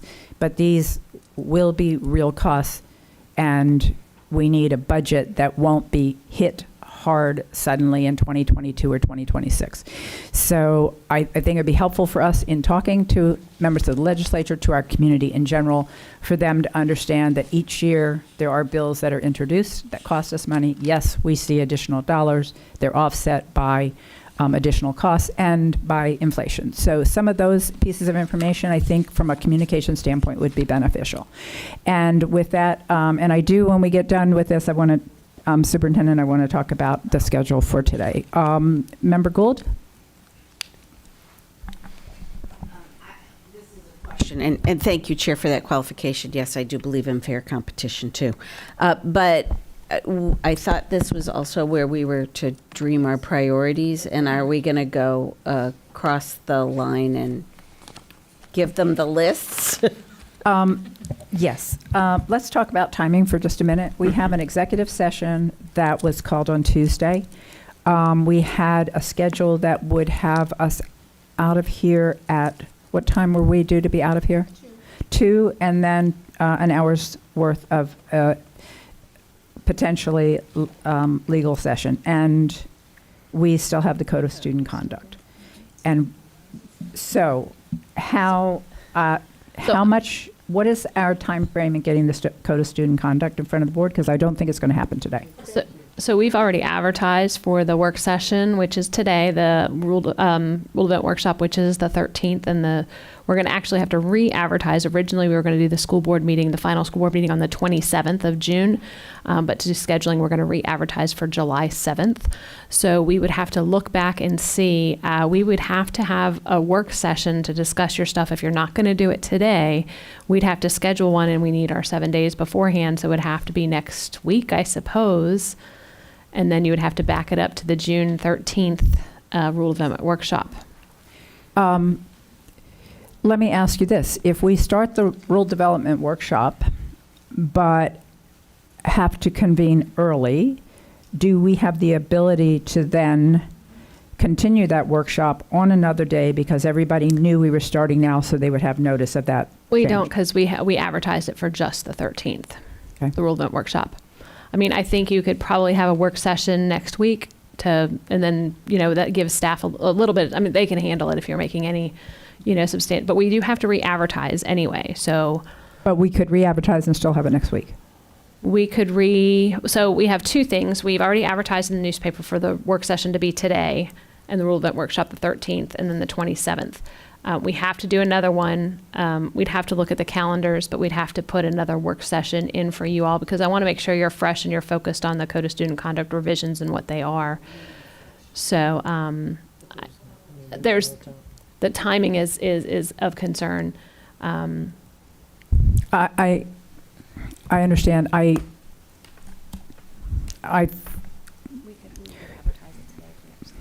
We had a lot of time to get the Code of Student Conduct on the board's agenda, and it feels like the notice that we got was rather hurried. And Vice Chair, you had a question for how much time? Approximately how long will the Code of Student Conduct take? And could we possibly move the problem is we're up against we have stuff tonight. Some of us have graduations. There's stuff. So like I've got a hard stop where I have to leave at 4. I know the chair's got graduations. So I can tell you our closed executive session is on 2 cases, which I think will go relatively quickly. I've set aside an hour. I don't think it's going to be that long. So we could adjourn and go to the closed executive session and then come back and do Code of Student Conduct. I'll give everybody a little bit of break, but if you have to leave by 4,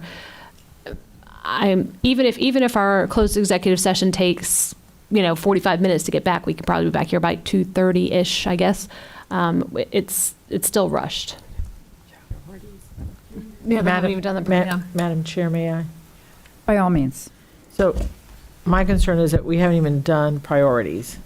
So you have not discussed the budget session, let alone added the code of conduct. So what I'm going to propose is that we go back. We need to have the code of conduct approved before the school year starts, and we have to be able to then train and get our documents together. So there is a time crunch there. So we're going to take a look at what's the latest we can do it and then push it back. But the calendar is what has put us in this time crunch due to various calendars, graduations, people being out of town, other commitments. And so that's the issue that we may have, is that the date that we have, you may not all be here. And that's part of the angst. As long as the board is fine with that, and that if a board member who cannot be here for the code of conduct could, share their ideas privately, and then I can present that, I'm good. Thank you. Yes, member Felder. Since Amy, I'm sorry. Mike, I'm so sorry. Since Amy said that the session is going to be short because a lot of board members do have graduations today, is it feasible for us to break now, do that, and then come back? And for those board members that cannot stay out throughout the session, because I think what happened, we didn't anticipate the tax collector, and I'm glad he came, and we needed to have that discussion. That needed to occur. But as the superintendent said, we got business that we have to attend to. Is it possible we can just break now, go do this thing? Yes, do your priorities first, please. Oh, what's the priority? well, our priorities for the school year. Okay, fine. Okay. That's the question. When you said, what's the priority? That's what everybody wants to know, what's the priority? Okay. Madam Chair, if I may, since we have to re-advertise for the school board meeting anyway, because we originally had advertised for the 27th, and we're going to have to re-advertise it for July 11th, we can look at a couple dates and figure out what will work best on the calendars, because normally we only have one meeting in July, if you recall, but this time we were going to have two, July 11th, and I believe the 25th is maybe budget-related or something. So that was already a change in what we normally do, but we can certainly look at the calendars and push it back if we need to. It's my understanding you have individual meetings with the discipline team next week anyway, so you can share some of your concerns there, and we can bring a more full, we can revise it even some more, because we do have to advertise anyway. And unlike in the past, we also have the opportunity of virtual attendance as long as we have a quorum here. So I know I will be out recuperating, but I will tune in. So count me as in, except for on June 29th. Vice Chair, then Member Byrd, then Member Ferrant. Wonderful. Thank you. So, as we look forward and we talk about priorities, our wish list, what we would love to see, first and foremost, and I think you'll hear every school board member on this dais say it, is teacher and educational staff pay. Like, that's got to be a priority. We've got to continue to prioritize them and look at ways to put more dollars in their pocket due to inflation. So that's going to always be my number one priority. I would like, and I guess the dollars that we'll get from the continued renewal on the 1 mil, we won't see those till next year, correct? 2024 starts those dollars? Correct. For school year, fiscal year 24, all the dollars are going to blend into the operating budget. Okay. About 10% of the operating budget. Then moving forward, depending on the direction from the board, if you want to go back to considering supplements outside of what's already needed to sustain the operating budget, then anything above and beyond, we would give you compensation a dollar amount. So it would be during next budget, next fiscal budget, that we would start talking about the longevity supplements and the money from the 1 mil. Okay, because that needs to be a priority too. So when I just look at my individual district, so after I've covered my gym, I still want a gym for Arbor Ridge. So, and Dr. Vasquez knows this because we have conversations about it all the time. It's when you go out to Arbor Ridge, it's hot. And I don't need to go into the details because Rory and Dr. Vasquez hear me complain about it all the time. But those kids need a gym. And then University High School, this won't be a shock as well. We really need a second building for the performing arts. We're having to renovate and retrofit a lot of different classrooms within that building so that we can be competitive in the performing arts. And now that it is a performing arts magnet, if you were to walk into University High and then go into Dr. Phillips, you would see a very big difference between the two schools and what University has and what Dr. Phillips has, and they're both performing magnets. And when we continue to talk about functional equity within the district, it's really important to me that we bring up University High to the same functional equity that our other performing arts magnet has. And then East River, we're putting in we have a barn and that's going well. We're looking at turf fields. So my other thing on the wish list would really be turf fields for East River and for our high schools.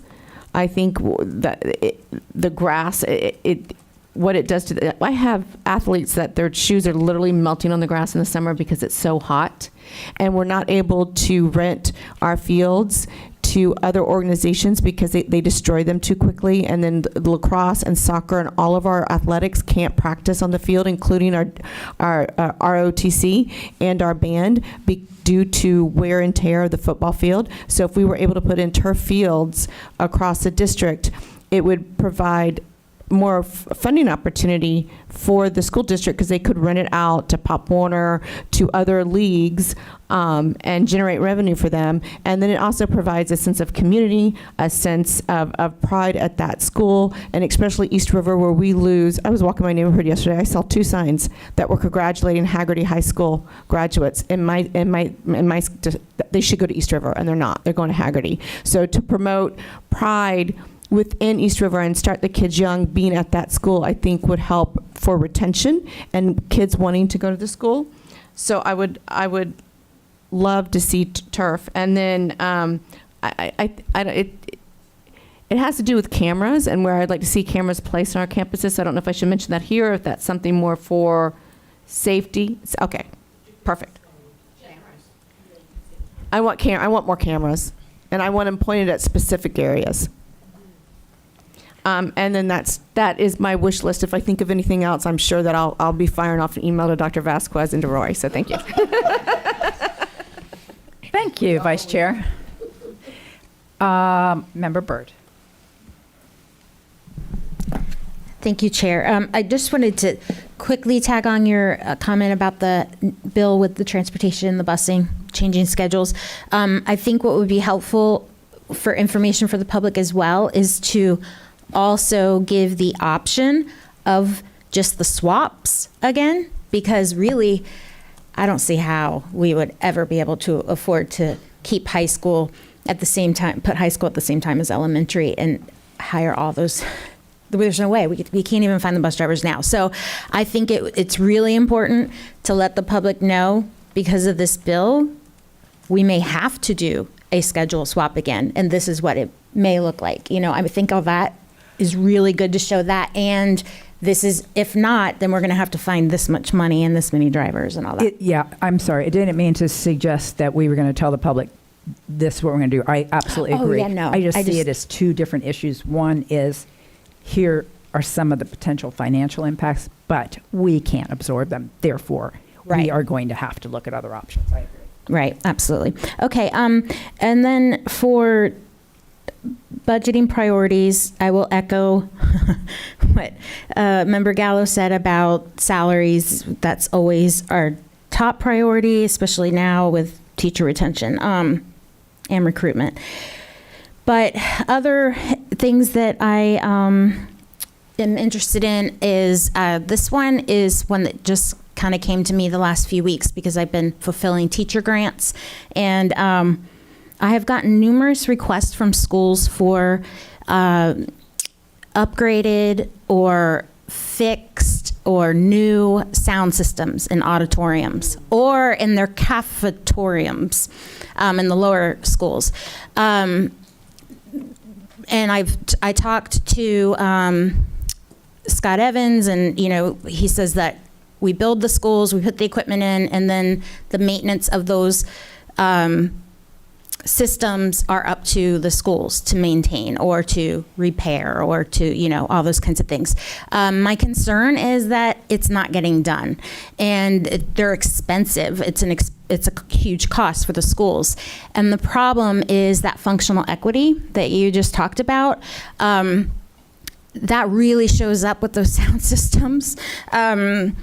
I've been to schools where they are literally using a portable speaker on the stage. This is a high school auditorium, by the way. Portable speaker on the stage to get the sound out, and the sound's going in and out, and there's noise, as opposed to our newer auditoriums that have, like Boone has this huge, I was looking at it the other night, huge speakers hanging from the ceiling like professional speakers. So there is not functional equity there because of our newer auditoriums. Our sound systems are much better. But also I would like to see the maintenance and replacement or repair of those systems be put into our capital whatever it's called, renewal thing, where we go into schools and replace the things on a regular basis that need to be worked on. Because I think it's a big issue. And many of the other schools use the high school auditoriums. It's just, yeah. So anyway, that's one. The other thing is, as far as security, I I know we had talked about this for a possibility with our half-penny sales tax, the metal detectors. I just want to put in my vote for that. I had a few really scary close calls this year, and I don't see any way around. I think I don't see any way around it, and I think the gun violence is just getting worse, and so I'm extremely scared about that. So I wanted to put my little 2 cents in on that. I have been having conversations with Dr. Vasquez, and I think I talked to Mr. Martinez about this, about changing or starting rethinking how we do pass and suspension out of school. And I know this is discipline, but I think this might be also kind of a budget thing. You know, the way pass is described in our code of conduct, and this was something that I was going to mention today, is not exactly how it's happening in schools. And it's oftentimes a very wasted opportunity, I think, for these kids that are struggling or having behavior issues or mental health issues that is causing them to misbehave. So I would really like to see something more proactive be put into that, like mental health counseling, mentoring, tutoring, you know, a real system when they get suspended or when they get sent to pass. So that's something I've been talking to her about. And then the last thing is canopies on the K-12, K-5 playgrounds. Thank you. That's it. Thank you, Member Byrd. Member Farran. Thank you. Okay, so definitely teacher pay. It's top on my list, especially for our veteran teachers. So when I was out just in the community, the biggest issue that I've found and the biggest complaint is from veteran teachers. And for those who are like me, who's a mom, not a teacher, and veteran not meaning military teachers, this is like veterans. You've been in the system for quite a while. You've been an awesome teacher here for years, and you're a veteran teacher in that way. So trying to really allocate money towards them. I think we've raised the starting teacher pay, but also making sure that those veteran teachers feel like they're honored and we're really taking care of them. The teacher classroom budget, I do see that, like, after going through I wrote these down before we went through all the slides. So I do see that there is an allocated categorical for that. But I hate when I hear that teachers are having to spend their own money just to make their room a welcoming place. So if that's a big one. And then security as well. I know others have talked about it. Metal detectors is actually I wrote that down. Because we look at everywhere we go, even to come in here. So we're protecting us more than we do our students. We have to, let's look at the most protected, the president has kids. Biden doesn't have any little ones, but wherever the president would put their kids, what school is that and what kind of security system do they have? Those are the kind of things we need to be focusing on for our kids to make sure that they are the safest. The metal detectors, there's also the security cameras, or some with the capability of detecting any kind of weapon through the camera. Something like that. I don't know. Those are kind of crazy. And then this would be just like a crazy dream kind of thing. But Boone High School, I know it did get some renovations, but the 1, 2, and 300 building were their original. I think they were They were built in the 50s or 60s. They are very, very old. There's an ESE classroom with the bathroom that I think was intended originally for pre-K students. So the toilet is very short, and then we're trying to help. They're adult-sized kids. These are big kids, and they need help going to the bathroom. And the space is so tiny. I went in there with Dr. Armbruster, and for the teacher to be able to properly assist the child, you can't. There's no way. You're busting your back. As a nurse, so you got to be right in front. And these teachers are having to go to the side. So things like that I just think, personally, if we had all the money in the world, we'd knock all 3 of those down, rebuild them. The bathroom situations in all 3 for regular gen ed students, there's either none or they're poorly functioning, sewage problems constantly in those. And I know the community loves those buildings and likes to keep them as memories from the original Boone, but I think we could take some of those bricks and build a little monument to remember, but those kids deserve a little bit better conditions. So that's mine. Thank you. Member Gould.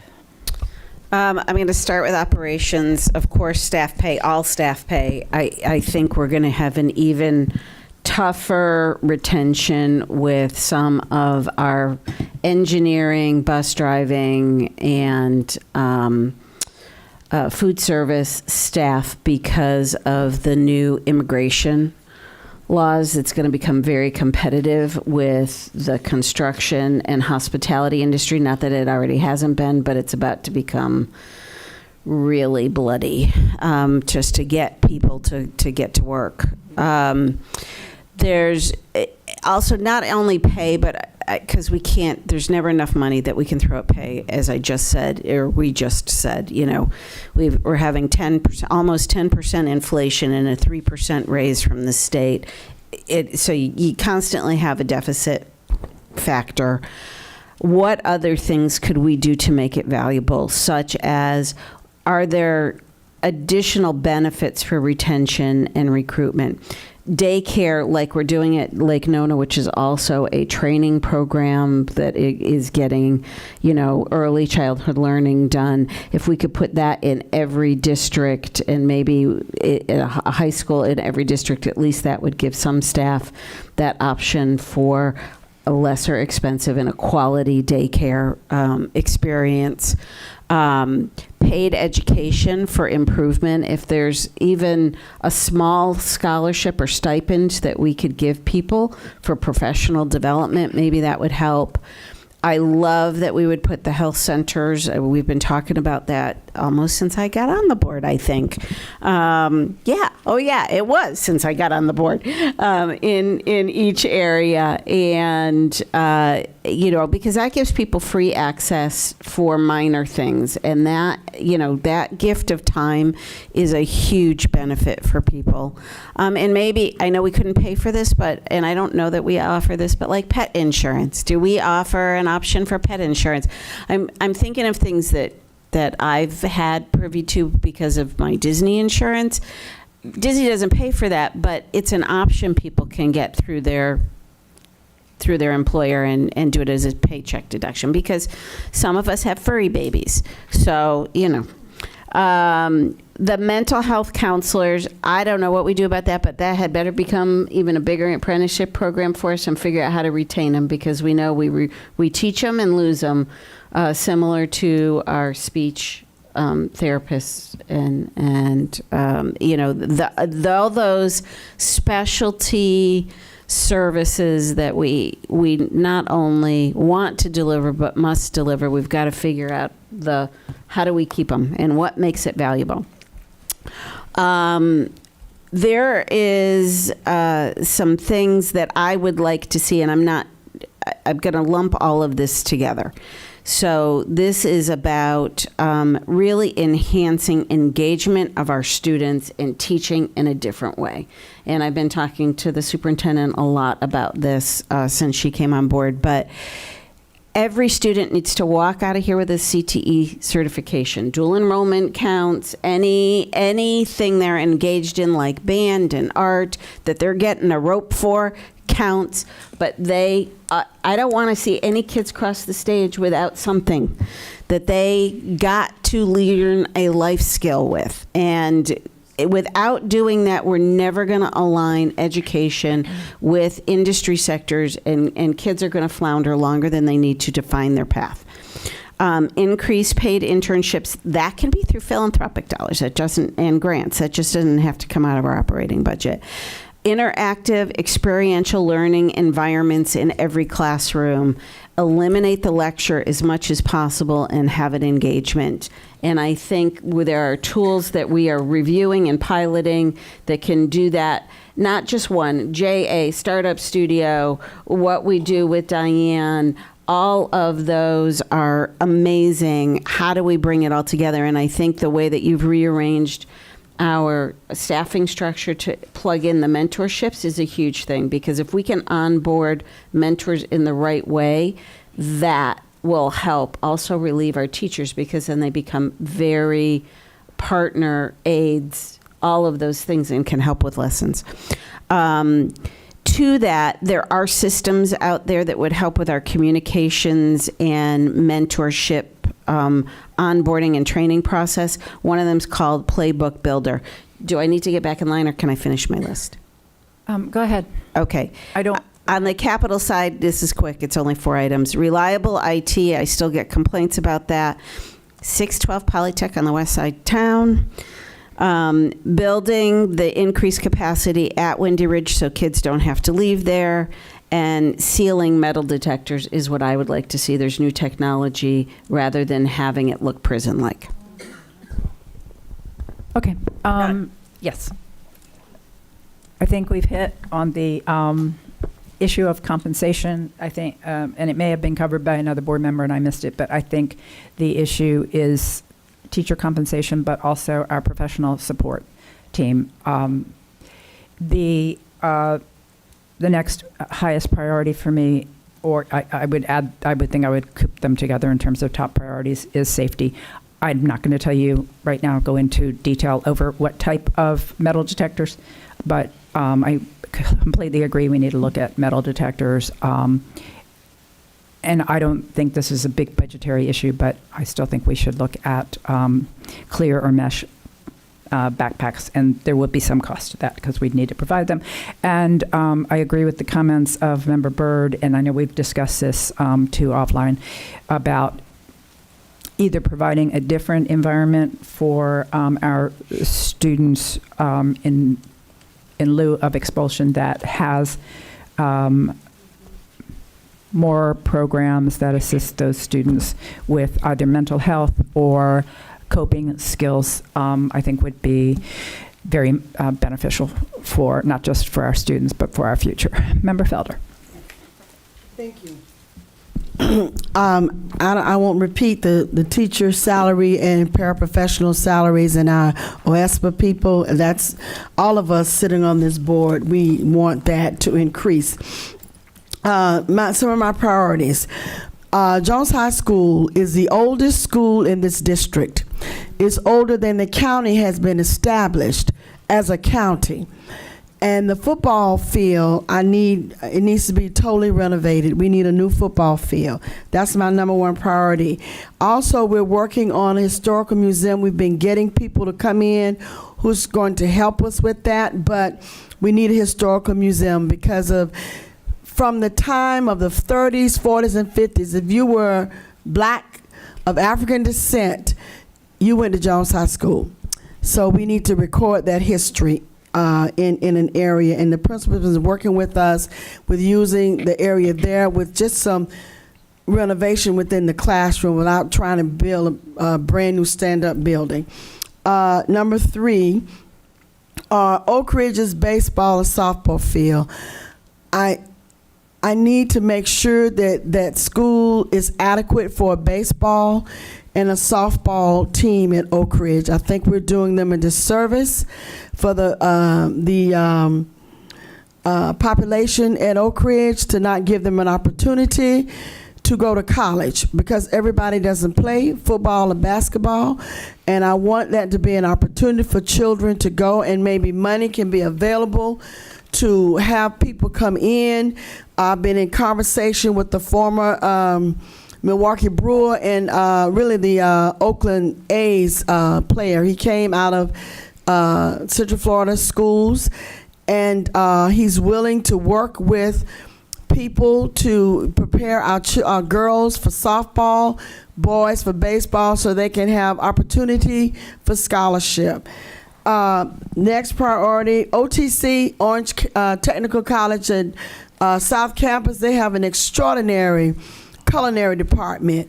My wish list is that we can pick at least 3 to 5 students to go to spend 2 weeks either in Paris or in Italy at the top restaurants and culinary schools, so they can come back and have an opportunity to share what they've learned and perhaps open their own restaurant as Board Member Gould is talking about, having entrepreneurship, learning a trade, and come back and open up their own restaurant. And then you can even pass it down to Wakava, but that's Member Bird School. But I'm wanting that to happen. I want to see students go to either Paris or Italy to learn those tight culinary skills. The other priority that I have is, let me see, I wrote it down. Okay. With our mental health and our students who are having some problems following protocol in ISS, I would like for us to invest in some type of program that is a fresh alternative for our students to learn without having to be sent home. And I'm so proud of our Parent Academy. If there's a need for more budget to help them to be able to teach and help our parents to make sure that they have an opportunity to have our students work at their optimum best. Also, I'd like to see budget if we have some teachers who are in our pre-K or elementary school levels who have come up with innovative ways to teach. I won't say it out now, and I don't know if I should say it, but one of my schools, they were at a 19%, the beginning. They're at 58%. I am so proud of that school because it's the teachers and the principals. So if there's, so that we can take that template and move it throughout the county to all of our schools that are struggling. We have to, my priority on this board has always been, I'm an educator first. That's why my little thing was not a politician, an educator, because that's what I am first. And I talked about the baseball fields for both Oak Ridge and Jones need to be fixed and done right in the football field. All right, I think most of the other board members have said some of the same things that I'm interested in with the safety. That's so important to me. But I think I've given you my very, very great wish list. Thank you.